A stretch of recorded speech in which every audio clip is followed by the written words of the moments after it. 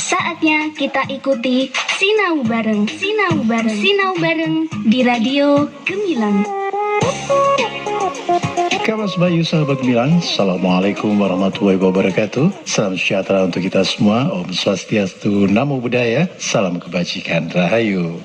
Kabar Bayu kembali lagi berjumpa di 96.8 FM Radio Gemilang, jendela musik dan informasi. Kabar Bayu, kita kembali bersama di satu saja acara pembelajaran jarak jauh via radio yang akan ditampilkan Bapak Ibu Guru Kabupaten Magelang yang berkompeten dan juga bersemangat untuk kembali menghadirkan materi-materi yang sangat bermanfaat buat anak didik di Kabupaten Magelang.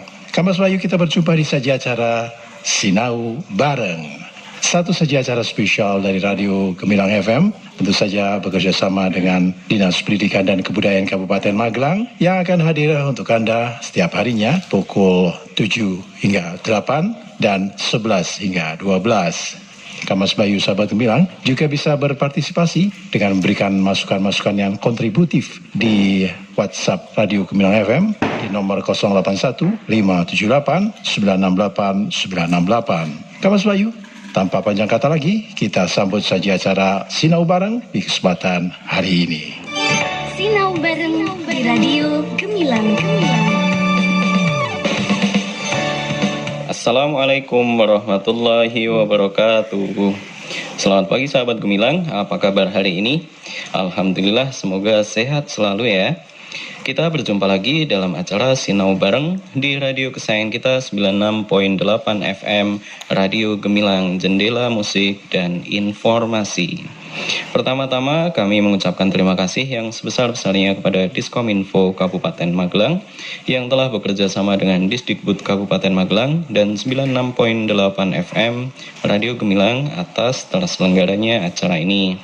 Yang terhormat Kepala Dinas Pendidikan Kabupaten Magelang, Bapak Aziz Amin Mujahidin MPD beserta jajarannya. Tak lupa terima kasih kepada Bapak Wahyudi dan Ibu Siti Nurani yang selalu mendampingi kami sehingga siaran belajar lewat radio ini berjalan dengan lancar. Juga kepada Bapak Ibu Wali Murid, orang tua siswa yang selalu setia, sabar, dan mendampingi putra-putrinya belajar di rumah. Dan teruntuk anak-anak kelas 5 tetap semangat belajar di rumah ya. Perkenalkan, saya adalah Sultan, biasa dipanggil Pak Sultan dari SD Negeri Ngadirejo, Kecamatan Tegarjo. Saya di sini ditemani Ibu Guru yang cantik, Ibu Ida dari SD Negeri Candi Mulia 2, Kecamatan Candi Mulia. Selamat pagi Ibu Ida. Selamat pagi Pak Sultan. Selamat pagi anak-anak hebat, sahabat Gemilang dimanapun kalian berada. Pandemi belum berakhir ya, tetaplah sehat dengan mematuhi protokol kesehatan tentunya. Antara lain, memakai masker saat beraktivitas di luar rumah, mencuci tangan setelah beraktivitas, menggunakan air mengalir, dan bisa juga menggunakan sabun atau menggunakan hand sanitizer. Dan juga jangan lupa menjaga jarak dan berdoa agar selalu diberi kesehatan. Ya, walaupun sekarang kita belum bisa melaksanakan kegiatan belajar di sekolah karena masih dalam masa pandemi COVID-19, pastinya sahabat Gemilang selalu semangat untuk belajar dong. Pastinya itu, iya Pak. Apalagi sekarang pemerintah Kabupaten Magelang telah memfasilitasi belajar lewat radio. Tentunya di radio kesayangan kita 96.8 FM Radio Gemilang, jendela musik dan informasi. Mantap. Nah, sebelum kita mulai pelajaran pagi ini, jangan lupa berdoa terlebih dahulu ya, agar dimudahkan dalam belajar dan ilmu yang kita peroleh bermanfaat tentunya. Baik. Sahabat Gemilang dan anak-anak kelas 5, pagi ini kita akan belajar tentang hubungan antar makhluk hidup dalam ekosistem. Harapannya setelah anak-anak belajar materi ini, anak-anak dapat memahami peran antara makhluk hidup bagi kelangsungan hidup mereka di dalam sebuah ekosistem. Di pelajaran yang lalu sudah dijelaskan tentang ekosistem oleh Ibu Ida dan Bapak Agus. Masih ingat kan? Nah, dalam sebuah ekosistem biasanya terdapat komponen biotik dan abiotik. Coba, apa kalian masih ingat? Apakah yang dimaksud dengan komponen biotik dan abiotik? Hidup dan tak hidup itu bukan begitu, Pak? Iya, betul sekali, Bu. Iya. Nah, secara sederhana komponen biotik adalah makhluk hidup seperti tumbuhan dan hewan. Sedangkan komponen abiotik adalah benda mati. Contohnya seperti air, tanah, Iya. udara, dan matahari. Betul sekali. Iya. Dan juga tentunya anak-anak hebat di rumah masih ingat dong ya, makhluk hidup dalam sebuah ekosistem ternyata juga saling berinteraksi. Layaknya kita sebagai Iya manusia. Interaksi antar makhluk hidup dalam sebuah ekosistem terjadi karena makhluk hidup membutuhkan makanan. Selain itu juga pasti membutuhkan tempat tinggal. Misalkan saja dalam sebuah ekosistem sawah ada apa saja ya Pak kalau di sawah Ada itu? padi, ada belalang, pisang, katak, kemudian ular dan elang. Kalau elang kan jarang sekarang Pak di Iya, sawah ya. sekarang elang itu sudah hampir punah kayaknya, Adanya Bu. burung kecil-kecil itu Iya. ya. Burung kecil-kecil itu aja makan padi. Iya, jadi banyak katak di sawah, kemudian katak-katak ibunya juga akan dimakan. Jadi tidak hanya padinya saja yang dimakan. Nah, ular akan dimakan Elang. elang misalnya. Kalau di apa? Kalau ada elangnya sih Iya. Pak. kalau nggak ada elang berarti dimakan apa ini Pak ularnya? Nah, ini Nah, kalau bisa misalnya mati gitu ya, maka bangkainya ini akan diuraikan oleh pengurai. Nah, pengurai tanah seperti jamur misalnya dan juga bakteri sehingga akan menjadi pupuk kompos bagi tanah yang akhirnya akan menyuburkan tanaman. Iya, Begitu. betul sekali. Ya kan Pak Sultan? Mm-mm. Nah, proses makan dan dimakan antara makhluk hidup dalam ekosistem itu disebut rantai makanan. Rantai. Ya, nah rantai makanan ini bisa disebut juga siklus perpindahan energi antara makhluk hidup dalam sebuah ekosistem. Rantai itu saling berhubungan berarti Pak. Iya, saling dia akan muter terus siklusnya. Gitu. Iya. Nah, siklus perpindahan ini dimulai dari tanaman. Nah, tanaman ini sebagai Produsen. Ya, produsen akan dimakan konsumen satu. Kemudian konsumen satu. Lanjut ya Pak ya, konsumen berlanjut satu. dia konsumen satu akan dimakan oleh konsumen kedua. Dua. Selanjutnya konsumen dua akan dimakan oleh konsumen tiga. Berlanjut lagi sampai konsumen tiga dimakan oleh konsumen empat. tentunya. Iya. Ya, kalau nanti konsumen 4 apa ada konsumen 5? Iya, nggak ada dong, Ya. Bu. Kan dalam Jadi rantai nanti makanan. konsumen 4 nanti Iya. mati ya Pak ya. Biasanya dalam rantai makanan itu yang tertinggi itu konsumen 4. Makanya konsumen 4 disebut konsumen puncak dalam Iya. rantai makanan. Baik. Nah, anak-anak di rumah tahu nggak mengapa tumbuhan disebut sebagai produsen? Pasti tahu dong Pak, pastinya anak-anak hebat Iya di dong, rumah kemarin itu. kan sudah dengar siarannya Bu Ida. Iya, anak-anak hebat masih ingat kan dengan fotosintesis? Nah, tumbuhan disebut produsen karena tumbuhan mampu menghasilkan makan sendiri, bisa masak sendiri loh dia Pak. Pintar ya. Kayak kita, Pak Sultan aja malah nggak bisa masak, kalah sama Kalah tumbuhan sama ini. tumbuhan. Enak lagi ya makanannya. Iya, proses fotosintesis ini nanti dibantu dengan sinar matahari.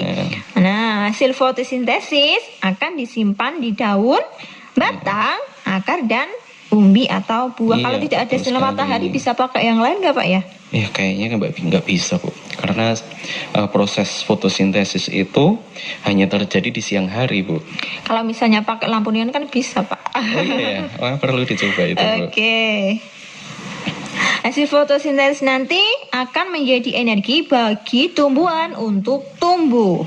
Kelak energi ini akan berpindah ke konsumen 1, kemudian ke konsumen 2, konsumen 3, konsumen 4, dan ya. kembali lagi ke tanah karena kita itu aslinya dari tanah loh Pak. Iya, betul Iya, sekali, dengan Bu. bantuan Dengan pengurai, Mak. Nah.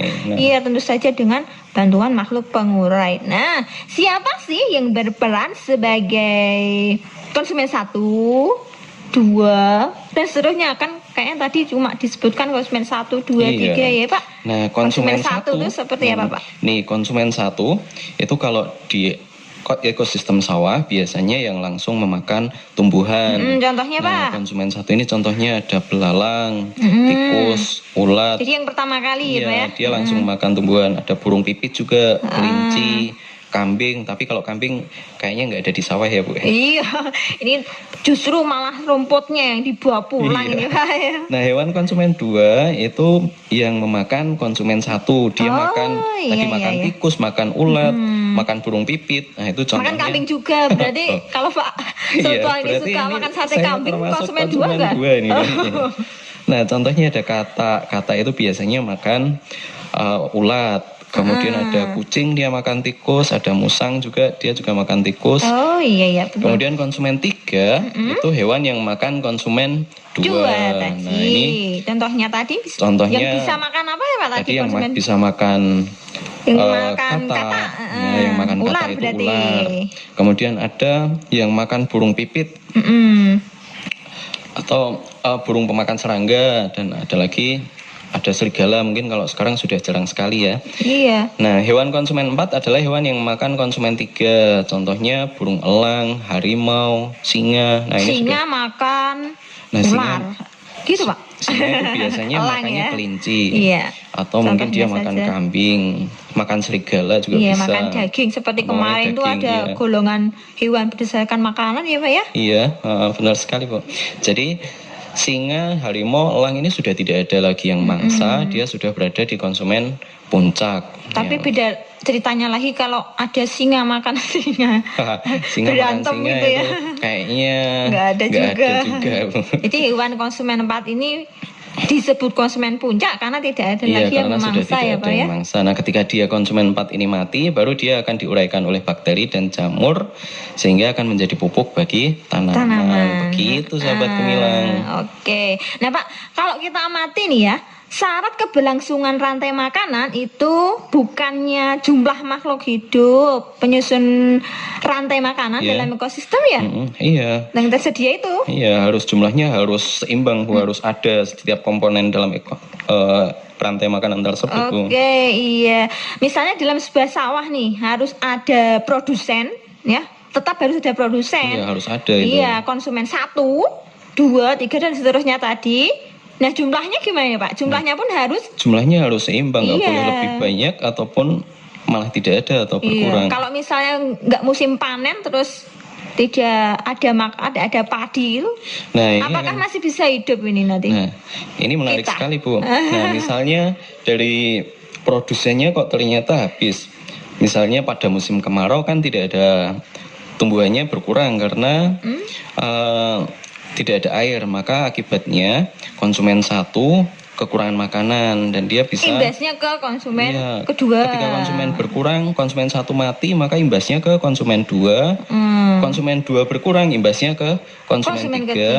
Dan Nanti konsumen kalau- 3 juga imbasnya lagi akan ke konsumen 4 karena mereka kesulitan mencari makan. Itu kalau musim kemarau, Bu. Iya. Nah, beda lagi kalau musim penghujan. Nah, kalau musim penghujan kan produsennya banyak. Jadi konsumen satunya juga akan semakin banyak. Begitu juga dengan konsumen yang lain, begitu Bu. Ya, jadi kira-kira yang terjadi misalnya salah satu makhluk hidup penyusun rantai makanan tidak ada atau bahkan malah jumlahnya semakin banyak, maka ini akan berpengaruh terhadap konsumen dari yang tingkat selanjutnya. berikutnya. Iya, nah, betul sekali. Oke.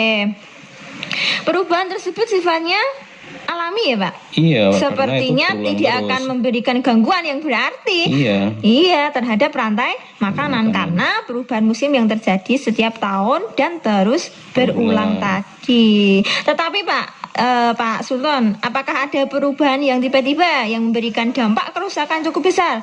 Dan tentunya ini akan mengganggu rantai makanan. Nah, tentu ada, Bu. Nah, perubahan yang besar itu contohnya bencana alam, Bu. Nah, ini akan sangat mengganggu sekali terhadap rantai makanan karena imbasnya ekosistemnya rusak, kemudian binatangnya juga mati. Oh, Pak, kemarin tuh kan ada kebakaran ya? Iya, kebakaran hutan itu ekosistemnya rusak, rantai makanan binatang yang ada di dalamnya juga akan mati. Iya, bahkan pencemaran lingkungan juga. Pencemaran lingkungan juga sangat berpengaruh, termasuk pemanasan global itu juga memberikan dampak yang besar. Nah, misalnya lagi ada lagi yang ini ulah manusia yang walaupun sedikit sih, Bu. Ini ada perburuan liar, ada orang yang hobinya memburu binatang. Padahal itu tidak ada izin juga ya, Pak ya? Tidak boleh itu Nggak harusnya. boleh, anak hebat. Nah, binatang predator yang biasanya diburu kalau di tempat kita itu kan burung-burung yang suaranya merdu, padahal dia kan pemakan serangga yang harusnya sangat membantu sekali pada petani karena dia akan mengurangi jumlah hama seperti ulat dan belalang, Bu. Bahkan sekarang itu berburunya tidak di alam bebas loh Pak. Di Iya. depan rumah pun juga diburu loh ini. Karena mungkin sekarang jumlahnya semakin sedikit, Iya, terus jadi malah jadi penggemarnya semakin banyak ya. Oh ini beda ya Pak ya. Oh iya, makanya seringkali kita mendengar di berita itu ya, di Iya. televisi misalnya ada ular, bahkan ular yang gede banget gitu ya Pak. Ada ular yang masuk ke pemukiman Oh, iya, warga. itu sering sekali Bahkan ada ada di yang TV. sampai masuk ke bawah Ada bed, juga ya, yang masuk ke spring bed, itu, Bu, mau ke kloset yang buat Iya. Jadi Buat takut buang. nih nanti. Mungkin karena ular itu tidak menemukan makanan di alamnya iya itu Pak. bisa jadi itu, Bu. Sehingga ular tersebut mencari tempat yang banyak makanan, sampai ke pemukiman, sampai masuk-masuk ke rumah-rumah penduduk, begitu misalnya. Nah, juga ada lagi berita lahan pertanian nih Pak. Lahan pertanian yang rusak seperti hama tikus, Heeh. ya kan? Nah, itu Ada ulat yang banyak, bahkan seperti hujan itu loh Pak. itu sangat merugikan sekali ke petani ya, Bu. Belalang itu juga kalau kita lihat di televisi banyak sekali ya Pak informasi seperti itu. Kayak rumah itu diserang belalang sampai rumahnya ketutup belalang gitu. Nah itu dia. Kemungkinan hal tersebut terjadi karena predator belalang Iya, betul. dan juga ulat seperti apa predatornya dia itu kan burung ya Pak. Burung Burung yang pemakan pemakan serangga. serangga. Nah sekarang jumlahnya sangat sedikit. Iya, karena banyak yang diburu. Gimana kalau gimana tidak begitu kan burungnya itu tidak dibiarkan alam bebas tapi malah iya dipelihara di Dipelihara rumah. di rumah ya, Bu. Iya. Iya, betul sekali, Bu. Kejadian tersebut adalah salah satu contoh terganggunya siklus rantai makanan yang tentu saja sangat merugikan petani. Nah, sebenarnya dalam rantai makanan itu seekor hewan bisa saja terlibat dalam beberapa rantai makanan. Nah, dalam kumpulan rantai makanan tersebut, kumpulan beberapa rantai makanan dalam sebuah ekosistem itu namanya jaring-jaring makanan. Jaring-jaring makanan. Nah, Baik. saat ini jumlah penyusun rantai makanan dan jaring-jaring makanan memang tidak seimbang, Bu. Jadi menyebabkan banyak sekali tadi peristiwa ada serangga yang belalang yang menyerang pemukiman. Ulat banyak. Iya. Nah, karena terjadi persaingan antar makhluk hidup untuk mencari makan di sana, Bu. Ternyata makhluk hidup itu selalu bergantung kepada makhluk hidup yang Iya. lain ya Pak ya? Sama kayak kita ya. Iya, nggak bisa kan kalau kemana sendiri. Tapi yang bisa hanya tumbuhan itu kayaknya. Iya. itu. Selain makhluk hidup berinteraksi melalui rantai makanan dan juga jaring-jaring makanan, ada makhluk hidup yang berhubungan dengan cara yang khas. Nah, ini Misalnya ini Pak, kalau bunga anggrek. Di rumah ada bunga anggrek Pak? ada Bunga anggrek. itu biasanya tempelin di pohon, Bu. Iya, biasanya bunga anggrek itu dengan pohon yang ditumpanginya. Iya, kalau di laut bebas itu kan pernah lihat ikan remora ya Pak ya? Dia Iya. itu dengan Ngikutin ikan hiu, hiu, ya. Kayak- juga Kayak anak-anaknya itu. iya di belakangnya terus ya Pak ya banyak banget malah. Nah, bunga misalnya yang lain lagi bunga dengan lebah atau kupu-kupu nih, dan juga kutu dengan binatang. Kucing misalnya itu Iya. ada kutunya. Nah, apa keuntungan yang diperoleh Pak? Nah, Dari ini makhluk hidup ini kan iya, melakukan jadi mereka saling interaksi. berinteraksi Keuntungannya ya. apa ya Pak ya? Nah, pasti mereka juga mencari keuntungan dong, Bu. Karena tapi tujuan utamanya mereka berinteraksi kalau tumbuhan itu kalau makhluk hidup itu kan hanya untuk mencari makan. Nah, hubungan ini ada yang menguntungkan tapi ada juga yang Merugikan. Merugikan. Yang dirugikan ada, yang diuntungkan ada. Contohnya Iya, Pak? Jadi contohnya kalau kerbau sama burung jalak. Yang diuntungkan Burung jalak itu diuntungkan karena Diuntungkan. dia dapat makan. dapat makan dari Iya, kutu dari kerbau. Kerbaunya Tapi juga kerbaunya juga untung itu, Bu. sama-sama ini, Pak, Iya, berarti. sama-sama. Kemudian ada lagi yang kutu sama kerbau. Nah, kalau kutu sama kerbau itu kan yang diuntungkan hanya kutunya saja, Bu. Kalau bukannya kerbaunya juga nanti biar nggak gatel-gatel gitu. ya, enak kali ya gatel-gatel. Iya. Nah, Kerbaunya ini kalau tubuhnya menjadi nggak kerbaunya gatal. ini gatel ya tentu saja dirugikan dong, Bu. Garuknya susah kan nggak punya tangan kerbaunya. Iya, jadi karena bantuan burung ini jadi beruntung juga nih Pak Iya. ternyata. Jadi tubuhnya Jadi- tidak jadi gatal. Jadi gatel. Nah, Jadi Kemudian ada gatalnya lagi. berkurang. Tadi kalau yang kerbau kan dirugikan karena jadi gatal. Kemudian kalau yang kutunya diuntungkan. Kemudian ada lagi yang salah satunya diuntungkan tapi yang satunya tidak diuntungkan ataupun dirugikan. Contohnya kayak misalnya? anggrek tadi, Bu. Anggrek yang nempel di pohon itu kan anggreknya dapat keuntungan, dia dapat tempat tinggal, dia mudah mencari makan di udara, tapi pohonnya kayaknya tidak dirugikan, Bu, karena tetap bisa tumbuh. Ya kayaknya tidak terganggu juga itu. Tidak ada masalah Iya, ya Pak tidak ya. ada masalah. Pohon yang ditumpang itu tidak diuntungkan maupun tidak dirugikan. Ya mungkin dari segi estetikanya saja ya Pak ya. Iya, tapi tambah cantik kayaknya kalau ditempelin bunga Iya ya. betul sekali itu Pak. Nah, simbiosis yang saling menguntungkan kedua pihak itu disebut dengan simbiosis. Mutualisme. Iya, simbiosis mutualisme. Nah, kalau kedua-duanya untung itu namanya mutualisme. Simbiosis yang salah satu pihak diuntungkan sedangkan pihak lain yang dirugikan seperti contohnya tadi ya Pak ya. Itu namanya simbiosis komensalisme. Iya, komensal. Sedangkan yang salah satu pihak memperoleh keuntungan tapi yang lain tidak masalah gitu ya. Itu. Tidak dirugikan dan juga tidak diuntungkan, itu disebut dengan simbiosis. Itu simbiosis komensalisme. Nah, kalau yang satunya untung, yang satunya rugi. Nah, itu namanya simbiosis parasitisme. Oke. Ternyata tidak hanya manusia saja ya yang saling berinteraksi.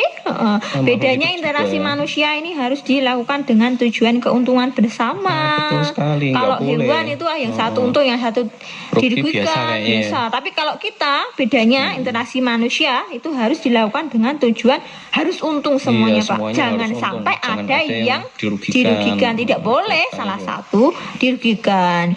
Begitu pula dengan interaksi manusia dengan lingkungan. Nah, ini harus juga penting dilakukan. ini. Oh iya, harus dilakukan dengan bijaksana. Sok bijaksana. Iya. Kita kan Sehingga bijaksana. tidak menimbulkan kerusakan lingkungan, Pak. Maksudnya begitu. Nah, iya memang betul, Bu. Kalau manusia dengan lingkungan harus bijaksana dong, karena alam sudah memberi banyak kepada manusia. Jadi manusia juga harus menjaganya dong. Nah, itu tadi materi Sinau bareng lewat radio pagi ini ya, anak-anak, yaitu tentang hubungan antara makhluk hidup dalam sebuah ekosistem. Nah, apa saja sih tadi yang sudah kita pelajari pagi ini? Pertama kan tadi kita sudah belajar Kita belajar tentang rantai makanan. Iya, rantai makanan Itu peristiwa makan dan dimakan. Kemudian yang proses perpindahan energi kedua, pada itu makhluk disebut juga hidup proses perpindahan energi dalam ekosistem melalui peristiwa makan dan dimakan. Bu. Jadi rantai makanan adalah peristiwa makan dan dimakan pada makhluk hidup dalam sebuah ekosistem. Nah, secara sederhananya itu perpindahan energi. Yang kedua tadi kita sudah belajar juga tentang jaring-jaring makanan. Nah, jaring-jaring makanan itu tadi gabungan antara beberapa rantai makanan. Nah, yang ketiga ini apa, Bu? Yang ketiga? Ya, kemudian ada juga hubungan antara dua makhluk hidup yang khas. Ini suka yang khas ini, Pak.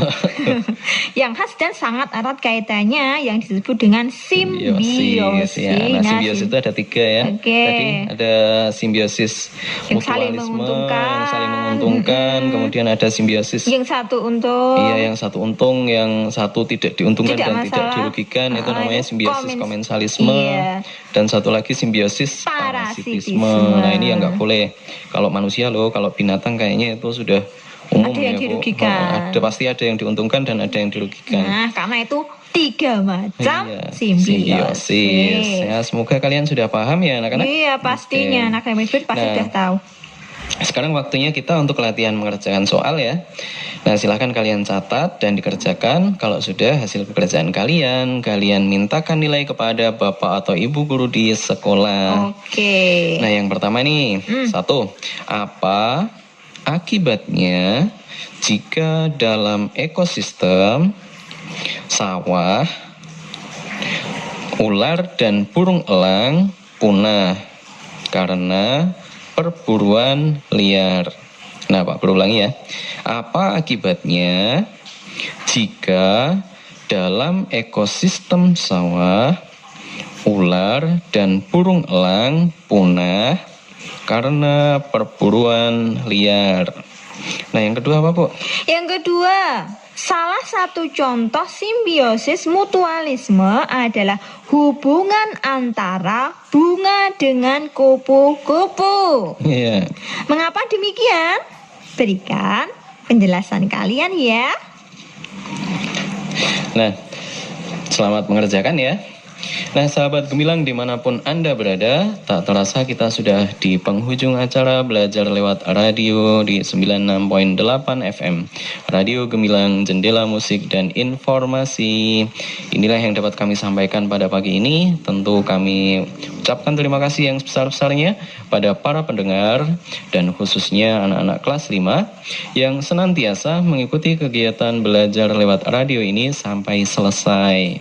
Nah, mudah-mudahan materi yang kami sampaikan dapat memberikan manfaat bagi sahabat Gemilang dimanapun berada.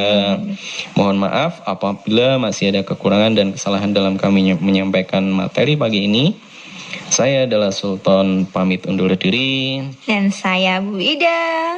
Terima kasih atas kebersamaan kita pagi hari ini. Anak-anak hebat di rumah, tetap semangat. Yeay. Wassalamualaikum warahmatullahi wabarakatuh. Sinau bareng di radio Gemilang.